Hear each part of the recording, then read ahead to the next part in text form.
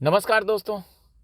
Bollywood industries बहुत ही बुरे दौर से गुजर रही है क्योंकि पिछले लगभग 2 सालों से एक तो कोविड, ऊपर से बॉयकॉट बॉलीवुड, इन सारे चक्रों में बॉलीवुड बर्बादी के कगार पे पहुंच चुकी है। और अब मैं आपको बता दूं कि बॉलीवुड के लोगों ने सरकार से गुहार लगाई है, सरकार से मदद मांगी है। आपको ये पता होना चाहिए कि पिछले 2 साल में 80% घाटे में है बॉलीवुड। 21,000 करोड़ की कमाई का नुकसान हुआ है बॉलीवुड को। और अब ये बॉलीवुड ओटीटी प्लेटफॉर्म की तरफ देख रहे हैं। उन्हें लग रहा है कि ओटीटी ही उनका एकमात्र रास्ता है जहां से वो अपने नुकसान को फायदे में बदल सकते हैं। क्योंकि बीते 2 साल में भारतीय फिल्म इंडस्ट्रीज की कमाई में लगातार 80% की गिरावट आई है। और वो गिरावट, आपको याद होगा कि पिछला 2 साल सुशांत सिंह राजपूत कि नहीं रहने वाला साल है। यानी कि सुशांत के फैंस इस बात को लेकर के लगातार फाइट कर रहे हैं कि बॉयकॉट होना चाहिए बॉलीवुड का। और उसका असर अब साफ दिख रहा है कि 80% की गिरावट आई है। यानी कि सुशांत के फैंस को ये बड़ी सफलता मिली है। ऐसे में अब बॉलीवुड इंडस्ट्रीज के जो भी लोग हैं, डायरेक्टर, प्रोड्यूसर, उन्होंने ये कहा है कि उन्हें सरकार से टैक्स ब्रेक मिलना चाहिए, इंसेंटिव मिलना चाहिए, लोन मोरेटेरियम मिलना चाहिए और जीएसटी जैसे टैक्स को कम करना चाहिए। इनका ये कहना है कि फिल्म इंडस्ट्रीज को करीब 21,000 करोड़ का नुकसान हो चुका है और सबसे ज़्यादा नुकसान थिएटर्स को हुआ है। फिल्म रिलीज पर बॉक्स ऑफिस से होने वाली कमाई 80% घट गई है। विदेशों से भी कमाई घटी है। टीवी राइट से मिलने वाली कमाई में 10% की गिरावट आई है।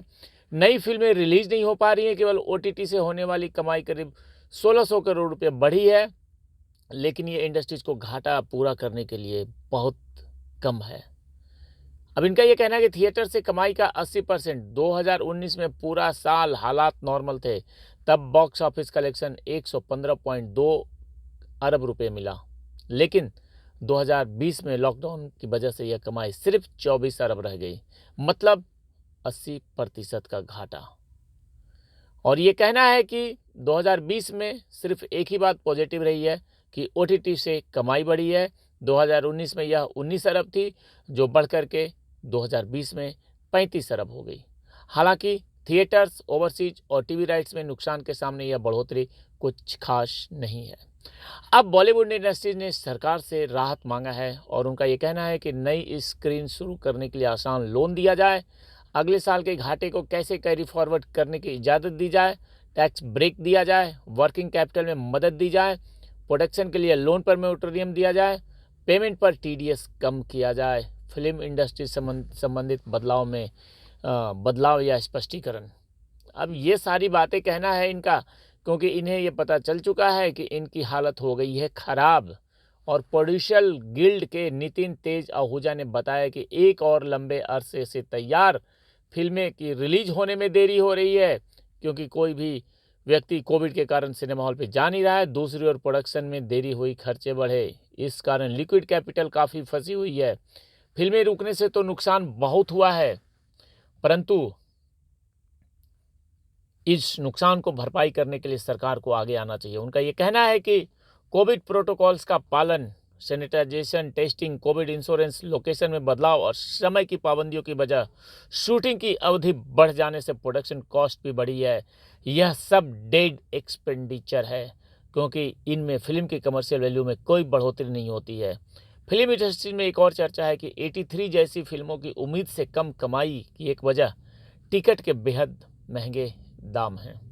फिलहाल 100 रुपये से ज़्यादा के टिकट पर 18% और 100 रुपये से कम के टिकट पर 12% की जीएसटी है। अगर यह दर कम हो तो एग्जीबिटर्स का बोझ कम होगा, इससे दर्शकों को कम कीमत पर फिल्म देखने को मिलेगा, साथ ही साथ प्रोड्यूसर को भी इससे ज़्यादा हिस्सा मिल पाएगा। इस तरह बॉलीवुड इंडस्ट्रीज को लाभ हो सकता है। और इनका ये कहना है कि फिल्म प्रोडक्शन की पूरी वैल्यू चेन में हर कदम पर इनपुट और क्रेडिट लगते हैं। सिर्फ सिनेमा टिकट पर जीएसटी कम करने से फिल्म प्रोडक्शन में बहुत मदद मिलेगी। इसके लिए इंडस्ट्रीज को एक कॉम्प्रिहेंसिव पैकेज मिलना चाहिए। इनका मानना है कि भारतीय सिनेमा उद्योग का वैल्यूएशन 183 अरब रुपए माना जाता है। यह इंडस्ट्रीज अपने दम पर खड़ी हुई है। सितारों की चमक दमक देखकर लोग मान लेते हैं कि इंडस्ट्रीज को पैसे की कोई कमी नहीं। अब तक सरकार से भी सिनेमा को शायद ही कोई बड़ी मदद मिली है, ये कहना है आहूजा का। सरकार की ओर से सिनेमा उद्योग के लिए आखिरी बड़ा कदम 2001 में लिया गया था, जब इसे उद्योग का स्टेटस मिला था। इसके बाद शायद ही सरकार की ओर से इस उद्योग का कोई ठोस मदद नहीं मिली है। बीते 2 साल में इतने सारे पैकेज और बूस्टर डोज घोषित किए गए, लेकिन इसमें सिनेमा के लिए कुछ नहीं था। इसको एमएसएमई का दर्जा भी दिया जाए तो ऋण में आसानी समेत बहुत सारे लाभ मिल सकते हैं। ये सारी बातें कहना है सिनेमा एसोसिएशन के जो आहूजा हैं उनका। परंतु जिस प्रकार से सिनेमा का बर्बादीकरण हो रहा है भारत में, ये बहुत ही एक अलग माहौल बन चुका है, क्योंकि बॉलीवुड के अंदर जो नेपोटिज्म जो मुख्य बातें हैं उस पर कोई चर्चा नहीं है। इन्होंने तो अपना दुख रो लिया कि इन्हें पैसे की शॉर्टेज है, इन्हें पैसे चाहिए, इन्हें बहुत कमी हो रही है, अब कुछ नहीं चल रहा है। लेकिन ऐसी नौबत आई क्यों? सिर्फ कोविड से ही ऐसी नौबत नहीं आई है। ऐसी नौबत इसलिए आई है कि यहाँ पे जो नेपोटिज्म है, यहाँ पे जो दादागिरी है, यहाँ पे जो माफियागिरी है, उसके पीछे भी तो कोई है। और ये नौबत एक दिन में नहीं आई है। हम देखना चाहते हैं ये जो माफियागिरी, ये जो दादागिरी, ये जो खान बंधुओं का जो गुंडागर्दी है, हम इसे बर्बाद होते देखना चाहते हैं। हम ये देखना चाहते हैं कि तुम लोग अभी सरकार से भीख मांग रहे हो, कल तुम लोग आकर के आम पब्लिक से भी भीख मांगोगे और कहोगे कि आकर के हमारी मूवी देखें। क्योंकि एक स्टेटमेंट आया था बहुत पहले किसी एक बड़े एक्टर का, और उन्होंने ये कहा था कि हम किसी को बुलाते नहीं हैं सिनेमा देखने के लिए, दर्शक खुद आते हैं। ये बड़ा स्टेटमेंट था। और उसके बाद अब जो ये स्टेटमेंट आया है कि वो मदद मांग रहे हैं, मदद चाहे सरकार से हो, मदद चाहे आम जनता से हो, चाहे बैंक से हो, मदद तो मदद ही होती है। यानी कि बर्बादी के कगार पे पहुंचने वाले हो तुम लोग। और तुम लोगों ने जिस प्रकार से एक उभरते हुए कलाकार के साथ जो कृत्य किया, उसका खामियाजा तो पूरे सिनेमा जगत को भुगतना ही पड़ेगा। और सामने दिख रहा है कि बॉलीवुड इंडस्ट्रीज 80% घाटे में जा चुका है। यानी कि पिछले 2 साल में 21,000 करोड़ रुपए का नुकसान हुआ है। और ये नुकसान कोई छोटा मोटा नहीं है।